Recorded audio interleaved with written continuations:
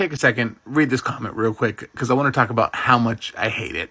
Just because someone is in poverty doesn't mean they don't need and deserve, yes, deserve, all those wonderful extras that make life worth living. In America, the chances of growing up in poverty and getting to the middle class is something around 18%. Traditionally in America, it takes roughly 3 generations to jump up an economic class. And the way you jump up from poverty into the middle or upper class is not from scrimping and saving every single penny, right? It's not from depriving yourself of all the little extras that you do deserve, right? It's luck. And I say this as someone who grew up in poverty and managed to jump into the middle class.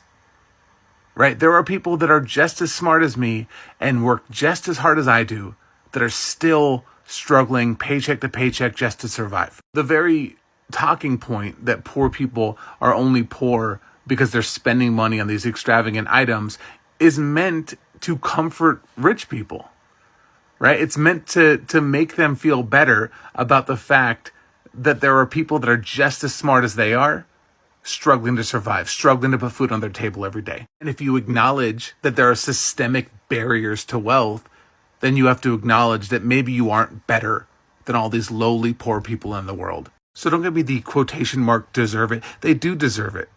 Poor people deserve the extravagances of life just as much as people who were born into wealth.